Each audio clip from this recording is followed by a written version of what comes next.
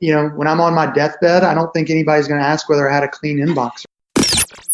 Power to Live More with Joe Dodds. Welcome to the Power to Live More podcast, all about productivity, organisation, well-being, energy and resilience.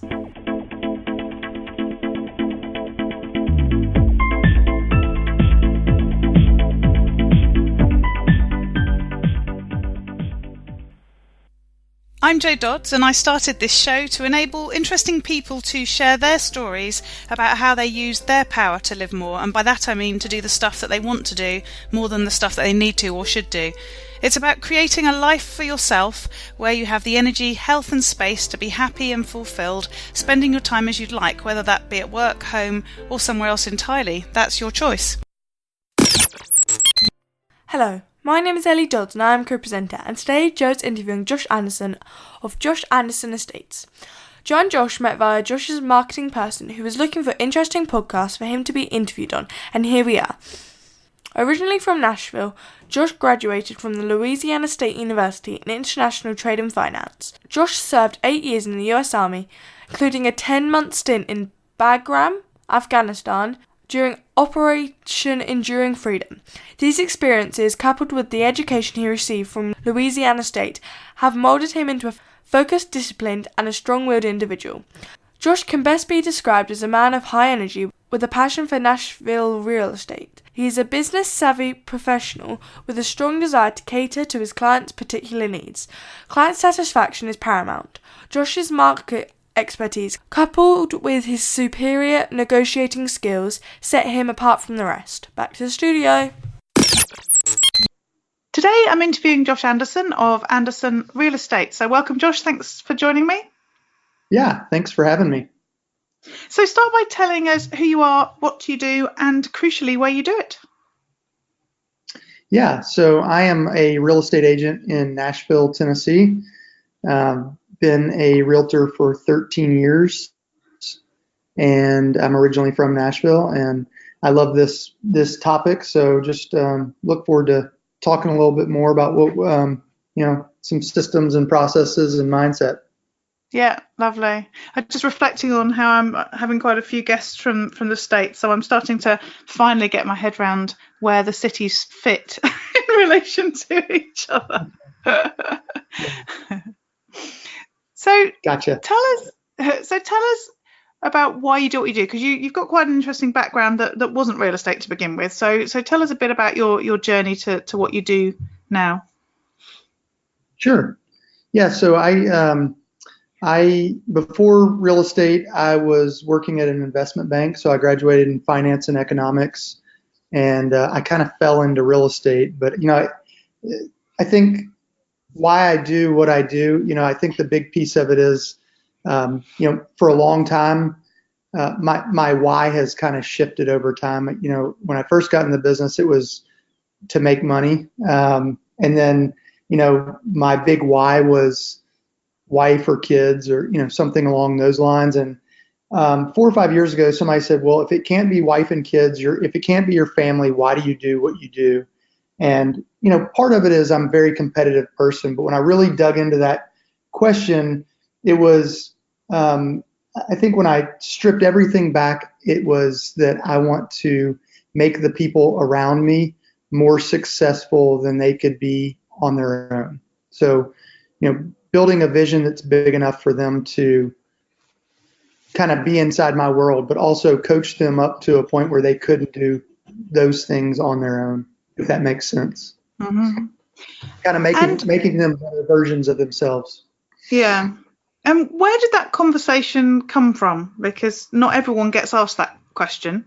No, I was actually in I can't remember exactly what the conference was, but I was at a conference. It was a class, and it was really on systems and organization. And one of the questions that I kept kind of avoiding was, what is your big why? Yeah. And the reason I had been in this class multiple times over the years, and it was just one of those things that I kind of got up and took a bathroom break or whatever during this exercise, because it was kind of like, I'll figure it out later, or I really didn't have an answer for it. And so the more I started digging, it was kind of like, I really love coaching and training people, and or consulting with people about their business. And that's really, building my real estate business has been, there's no perfect, here's the way to be successful. There's several ways to do it, but there's also lots of wrong ways to do it. And I think that for me, it was really coaching agents around me to be better versions of themselves and be able to produce at a higher level. And a lot of that has to do with, time blocking and mindset and learning certain things about the business, but really things that can be applied to any business. So tell us a bit more about your sort of day-to-day, how, what you do, what sort of, how many people you work with and that sort of thing. Yeah, so I have about 15 people between agents and administrative staff that work with me. A couple of those, 5 or 6 of those are administrative, like director of operations and a listing coordinator that helps me get our, sellers on track and coordinating photos and videos and all those type of things for getting the listings on the market and for sale. And then I've got 6 agents that work with me as well. And, a big piece of my business is reaching out to our past clients and seeing if they need anything and just keeping that relationship going and adding value to it, and really just being available for them. A lot of people, and I can't remember what the statistic is, but the National Association of Realtors has got like a 75 or 80% of homeowners would use their agent again, but only about 20, like less than 25% actually use their agent again because they never heard from them after the day of closing. So, it's really reaching out to our clients and seeing how we can help them or add value, or do they need any kind of vendors for their house to fix, contractors, things like that. But the other piece of my business is really managing and coaching and training the team and helping them. And that's a piece that I really love doing, is helping them get to a level that they couldn't get to on their own. Yeah. So tell us a bit about how you sort of prioritize what you do. It sort of strikes me that you're in a sector where it's not your usual 9 to 5, presumably, and then you've got people to manage as well. How do you fit all of that in? I don't know that I always do an amazing job of it, but it's really, part of it is, people talk about balance all the time, and I frankly, some people are going to disagree with me, but I don't really believe in balance. I believe in kind of counterbalance, and because I don't think there's any perfect balance. I mean, there's times when I get to spend tons of times with my kids, and there's times when I don't get to spend as much time, and I have to do work that essentially provide certain things for our family. So, I think when you're saying yes to one thing, you're saying no to another. And as far as prioritizing, my piece is I'm really dialed into my calendar, and everything is on my calendar. So if it's not on my calendar, it doesn't really exist. And I'm laughing a little bit because my wife doesn't think that's very funny, because I've told her, it's like, if you want me to be somewhere, it needs to be on my calendar. Yeah. And that's what I live by, is my calendar tells me where I need to be. And so as far as that goes, not everything is equally important. There's certainly things in all of our lives that take precedence and are more important than others. I think it's really identifying those things and determining what's productive versus busy. Yeah. And I think a lot of people get caught up in busy work, and they never actually move the business forward.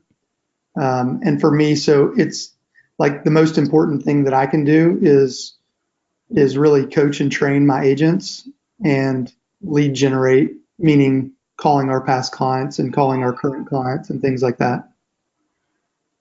So a few things to go in there. Firstly, I agree with you about the balance thing. I don't talk about balance. I talk about integration. I think, as you say, there are times when certain things are more important than other times. And I think I've said on the podcast before that my daughter's 12, and I started a business so that I could work from home so that I could spend more time with her. But, as you know, running a business, you end up doing lots more than you intended at ridiculous times of the day and all that sort of stuff. And actually, I have spent a lot of time. I've done things like I've coached netball at her school, and spent lots of holiday time with her, and all that stuff that I wouldn't have been able to do had I had a corporate job. And yet she still tells me that I'm always working and never available.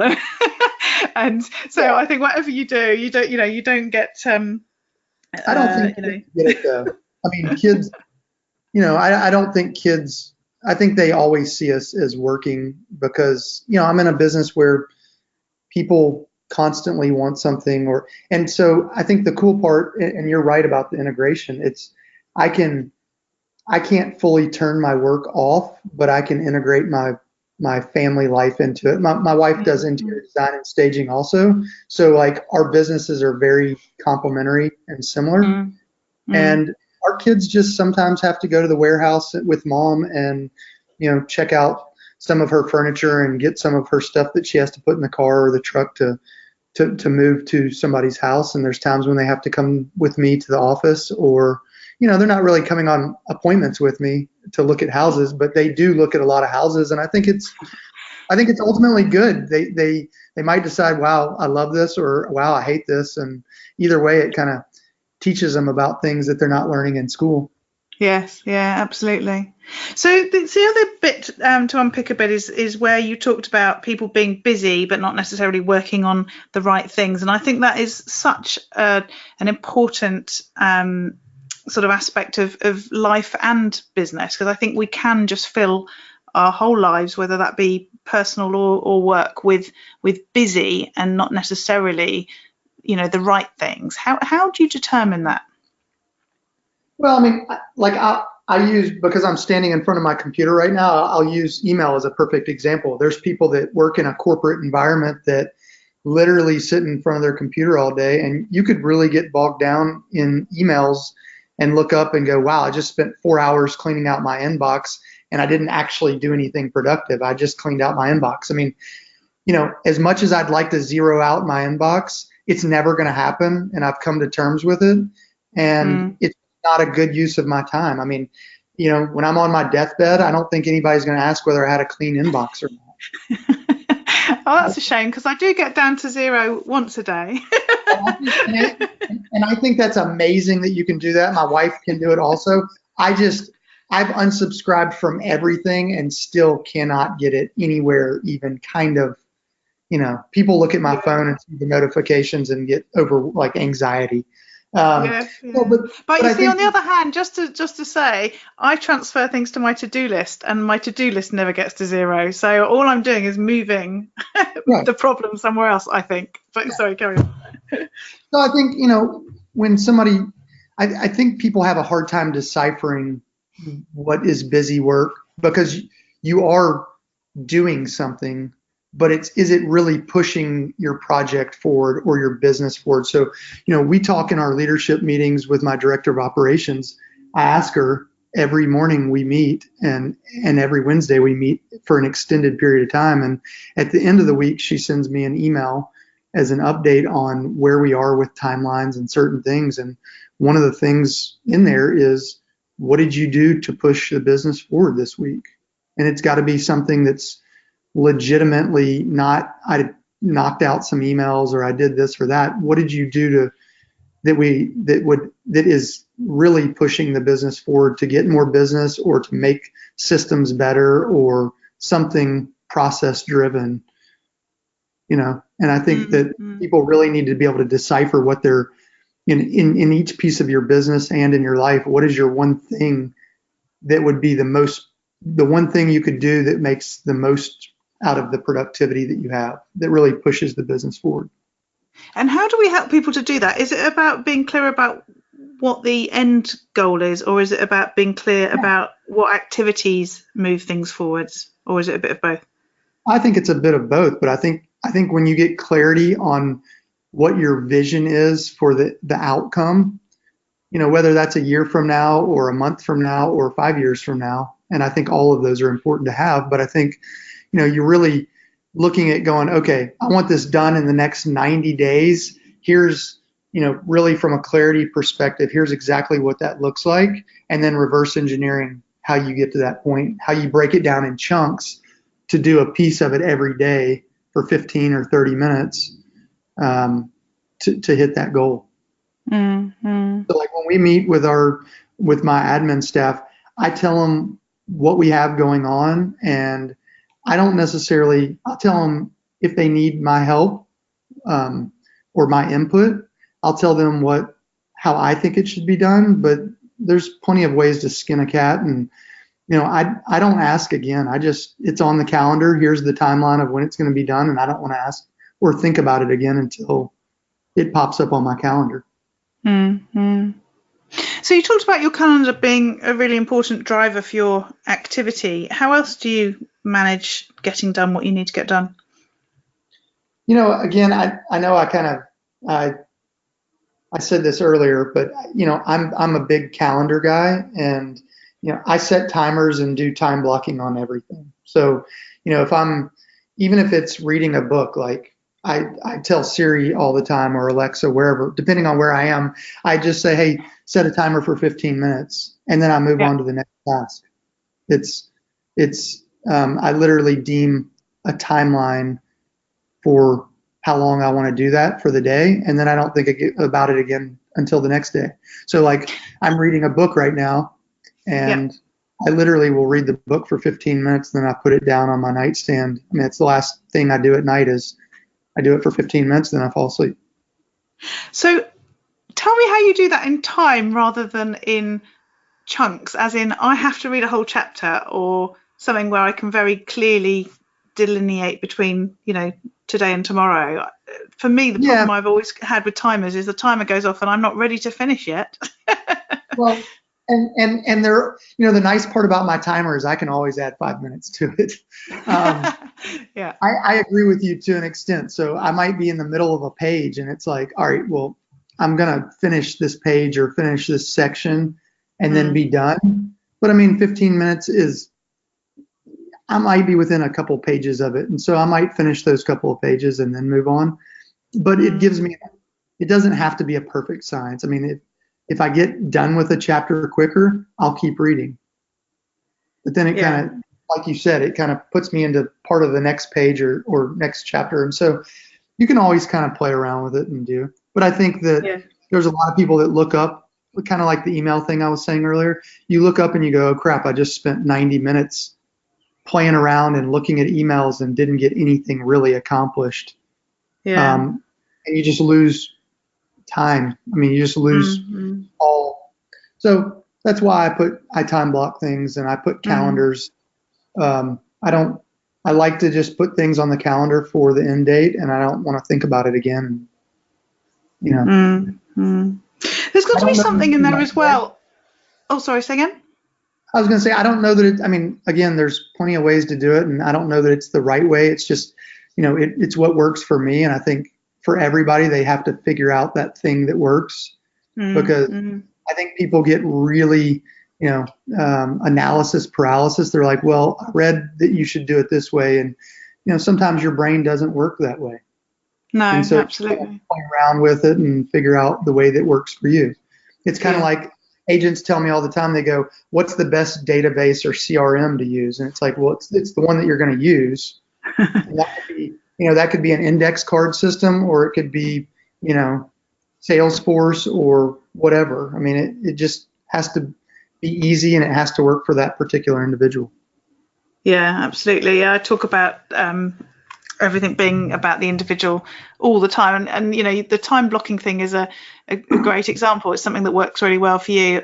It doesn't work for me. Having said that, I do think I time block. I just don't do it with a timer. As in, I was working on something yesterday and it was a technical website thing and it went a bit wrong and I couldn't work out how to do it. So I just stopped and went off to do something else. And then I came back to it later. And of course, it worked perfectly, because if you get embroiled and keep going on something that's not working, you're not being productive and you're not really achieving anything. And coming back to it fresh, you quite often knock it off in 5 minutes, and it's made a big difference. So I'm not doing it with a timer, but I am, chopping things into small sections. I just don't perhaps have that time thing going on, interestingly. Well, and as long as you know that that's what you can do and you put it on your reminder list, it's sometimes you have to come back to things. I mean, there's times when I want to get it done right now, so it's off my list, and a lot of times that just doesn't work. No. Sometimes I have to take a deep breath and wait a day or two and come back to it and go, okay, this was really easy. Something was going on in my brain at the time and I was preoccupied, or I had 9 other things I was thinking about and it didn't work. And I come back, damn, why'd this take me so long? This was so easy. Yeah, it's so true. Let's talk about getting other people to do stuff. You've talked about how coaching and helping other people is a key part of what you do and something that you enjoy. You've also talked about, you've agreed to do this. I'm going to leave you to do it and I'm not going to come back till you've done it type scenario. Your expectations of people sound quite high. How do you work with people sufficiently that you know that these things are going to get done because they've got that sort of confidence, that knowledge, and so on? How do you do that?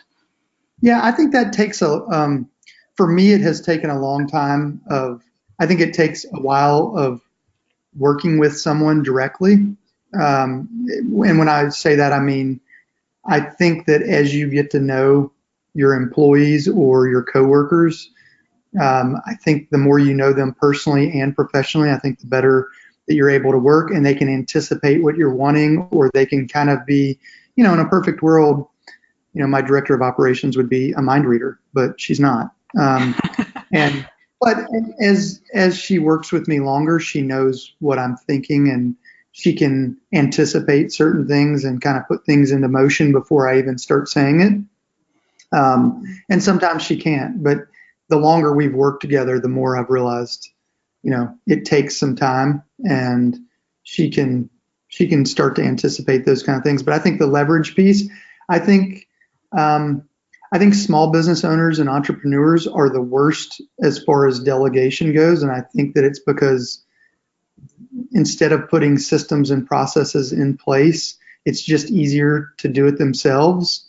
And at some point, that's great, but at some point you can't move the business forward if you're involved in every teeny tiny little piece. And to be honest, I realized early on, I'm a great real estate agent. I'm great at relationships. I'm great at negotiating offers. I am really sucky at paperwork.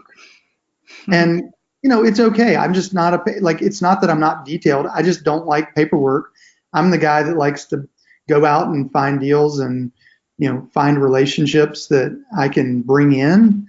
I don't necessarily want to service those from the standpoint of paperwork and making sure all the checklist items are done. There's people other than myself that are much better than me at those kind of things. And so I hire to my weakness. And my weakness is paperwork and that type of stuff. So I don't know that answers the question, but I definitely think business owners, and you have to have good people around you that can take those things off your plate so you can go do more. But I think you have to be willing to know and understand that I don't think my clients care whether I actually do paperwork or not.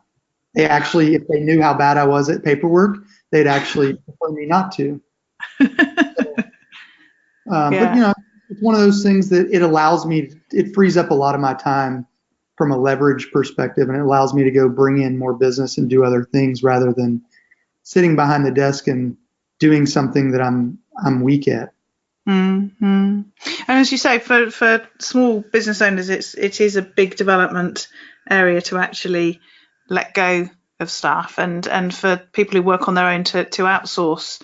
Something again I've talked about on the show before, that I do have some virtual assistants, but it in both cases it's taken me ages to get going with them, because it involves me having to note those processes and so on, to be able to share them in order for them to follow them. And that's the sticking point quite often, isn't it? Going from the doing it yourself to enabling other people to be able to do it. Sure. Yeah. Delegating and enabling, the hard part is that most small business owners and or entrepreneurs are absolute control freaks, and they think that nobody can do it as good as them, which is total BS. And that's the biggest. Typically they're in their own way, and they're the reason that their business doesn't grow. And I've been guilty of it before. But the first time that I ever didn't do a contract and let somebody else do it, I was like, oh my God, this is amazing, because they did it better than me. They did it more efficiently than me, and I didn't have to do it. So I was pretty excited and happy about that. And so then if you have the right people around you, you can slowly release all the things that you don't like.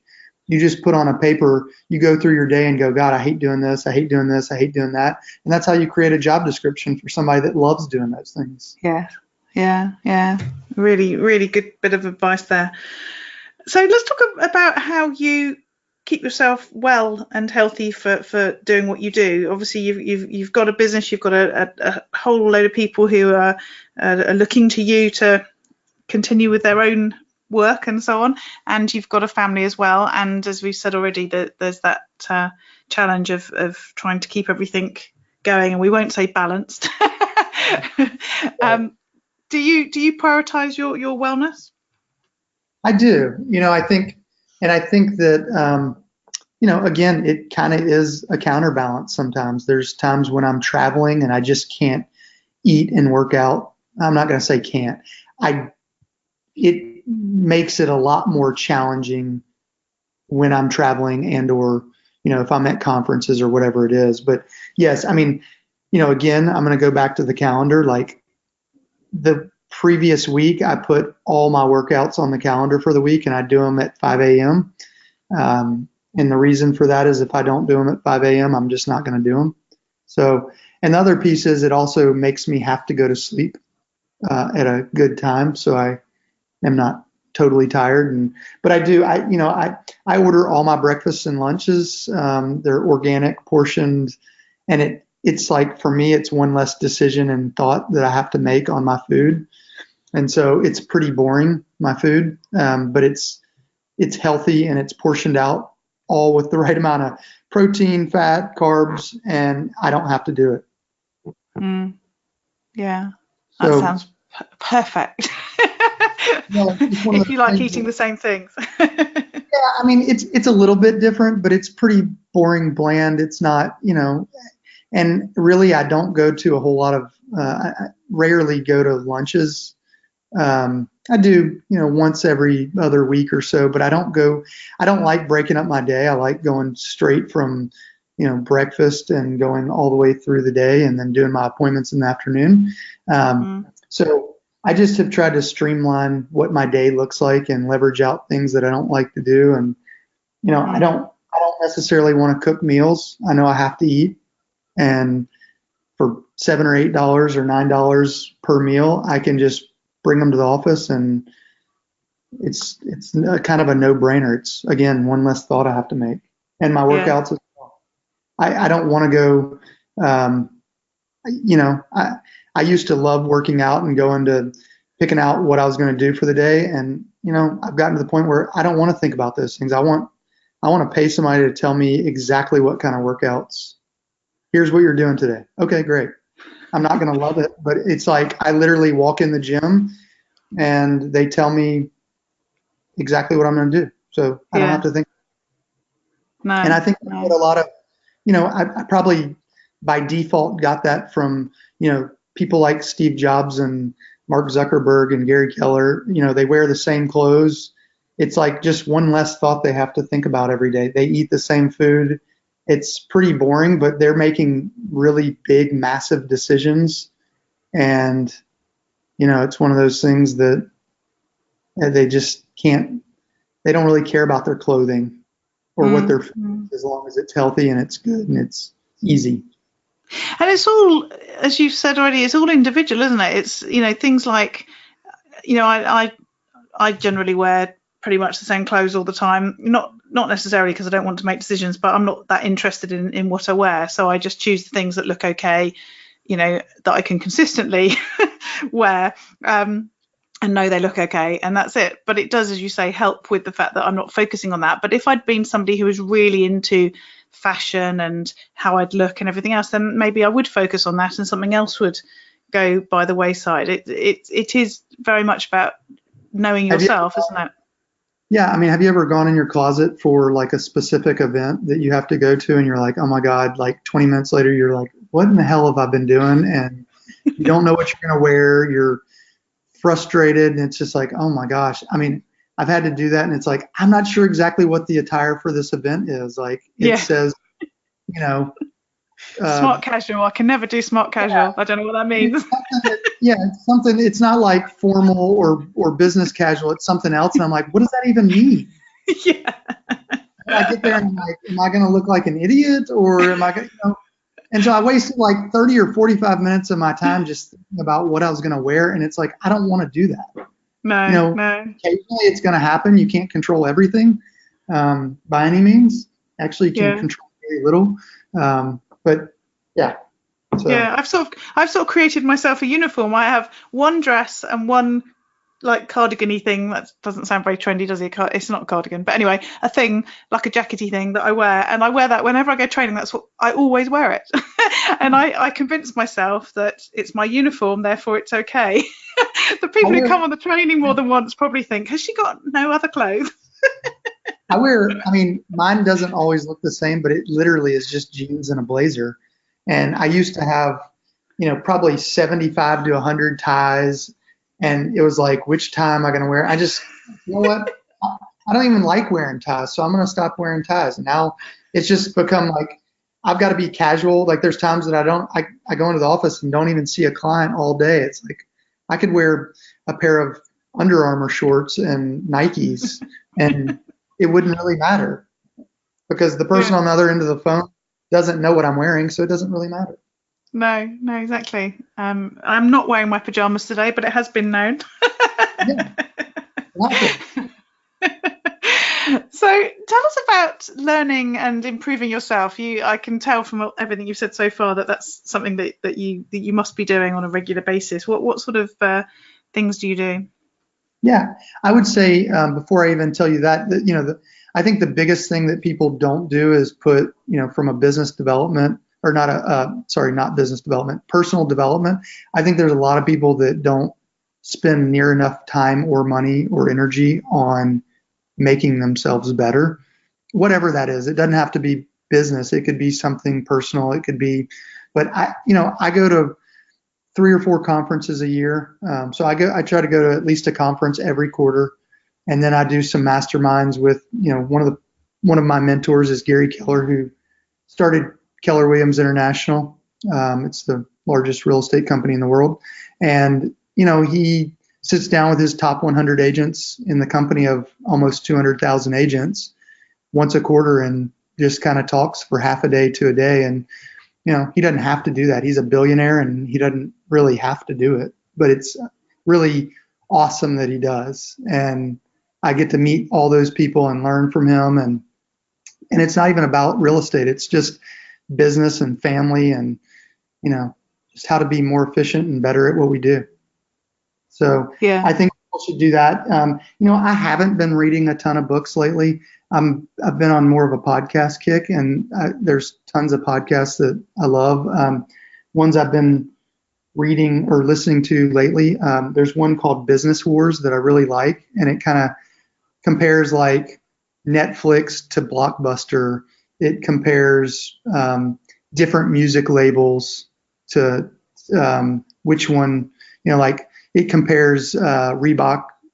It was either Reebok or Adidas versus Nike. And so it's all these businesses that which ones worked and which ones didn't. Walmart versus Kmart, things like that. I really like The Unbeatable Mind. It's another podcast. And then I listen to the One Thing podcast a lot because they're typically interviewing people who do one thing in their business really at a really, really high level. And I'm big on doing finding the one or two things in different parts of your business that create the majority of your income or your happiness or gives you the most amount of energy, and go all in on those things rather than do 20 or 30 things that you're getting kind of just an okay return on. Yeah. I think if most business owners really broke down and looked at what they do, they could probably attribute the majority of their business or income coming from one or two big activities. Yeah. Yeah. Good old 80-20 rule and all that. Yeah, pretty much. So, what about tools and apps? You've talked about your calendar. Are there any other apps that you use on a regular basis? I try to keep it really simple. I've downloaded so many different apps, and I'll be honest, I use my Google suite of items. So I use my calendar. I use Google Drive. I used to use Dropbox, but I just moved everything over to my Google suite, and I use kind of everything Gmail and Google, and it's just become easy. There's a couple of features here and there that I wish they had, but overall, it's easier to work out of one system like Google and Gmail and the calendar and the Drive and all that than it is to go into a bunch of different places. And I've even all my stuff like my Google, my notes and my it's just easier to do all of it there than it is to go to Evernote and take notes there. And, again, there's some features that I like about Evernote, but I just want all my notes from conferences all in one place rather than having to, pull them all together and remember where I put certain things. Yeah. So Yeah. I just try to be I'm kind of an efficiency. I want it to be as streamlined and easy as possible. Yeah, I'm just looking at my list of questions in my Asana account, which is now more streamlined since one of my previous guests talked about how he had everything in one place. And I was thinking, oh, yeah, I'm looking at about 3 different things at the moment on different screens. Why are they not all in one place? And that's the hard part in real estate. I mean, we work out of so many different websites and apps and things. And it's like, God, it would be amazing if they were all, when we get a lead, or we get, we might be in a CRM or we might be in a dialer, and those don't really integrate. And so a lot of times we have to log in and out of multiple systems, or you're like me and you have 372 tabs open. So, and that's not efficient, but we just haven't, the technology for the industry hasn't caught up with doing all that for whatever reason. No. So last 2 questions then. First one is, what about those days when it all goes horribly wrong, when things don't work out so well? How do you deal with that? Yeah. Well, first of all, it's going to happen. I don't care what you anticipate or how you set expectations or what you do, it's going to happen. In real estate, it feels like it happens more often than not. And I think part of that is people's schedules and, people's emotions around negotiating offers and things like that. And your house is your home and it's a personal thing. And so I feel like there's a lot of times when our days don't go the way I'd love for it to all just magically happen around my calendar and it just all, but there's times when we have closings that don't work out or somebody gets, just stuff happens. So I think the big piece is being okay with knowing that it's going to happen. And then just kind of sometimes it's an inconvenience and it's just, you got to roll with the punches a little bit and know that you just kind of, I don't know that there's a good answer for it. I think I've always just kind of said, for me, I know it's going to happen and it's not ideal, but you just deal with it. I think you take a deep breath and, really at the end of the day, I think about what do we really have control over, to be honest. I mean, you don't really control anything. You can't control your heart rate. You can't really, there's just so many things we think we can control that are kind of out of our control. And I mean, Yeah. I know I'm a probably good example of being somewhat of a control freak, and I like to think that I have control over stuff, but there's a lot of stuff we just don't have control over. No. As you say, it's that thing about rolling with the punches. It's about being flexible to what's happening, rather than being rigid and finding that then doesn't work because you're at odds with whatever's going on around you. Yeah, and so my calendar over time has become a lot. I mean, I grew up on a farm, and I grew up I went to the military, and so my calendar used to be super duper rigid. And it is still rigid in the morning, but in the afternoons, it basically is loose. Because I know things are going to happen. I know I'm going to have appointments that cancel on me. I have, things just happen. Other life, you're dealing with other people's schedules, and so in our business, it's the norm for it to change constantly. Yeah. And what about those days where you feel that you've got the chance or had the chance to live more? And by that, I mean, get to do more of the things that you really want to do and less of the things that you feel you should do or you have to do. What's that day look like? Yeah, I think for me, I always spend 15 or 20 minutes the night before really putting my list together. I don't really, I don't call it a to-do list. I kind of call it, what is my success list? What are the things that I have to accomplish tomorrow or this week that I would look back on the week and go, wow, that was a successful week. And so that always shifts and it's always different. But I think a to-do list kind of gets you a little bit, the idea of a to-do list gets you into kind of bogging you down, and people, again, a lot of times don't know what their priorities are to move the business forward. And so if you just have a to-do list and you're just going down the to-do list instead of marking it from a priority standpoint, A, B, and C, or 1, 2, 3. So I always just kind of have a success list of people I want to talk to, or clients, or things I want to do to move the business forward. And so it's just kind of like 1 or 2 things in my life. Did I work out 5 times this week or 4 times this week? Or did I just not get around to any workouts this week?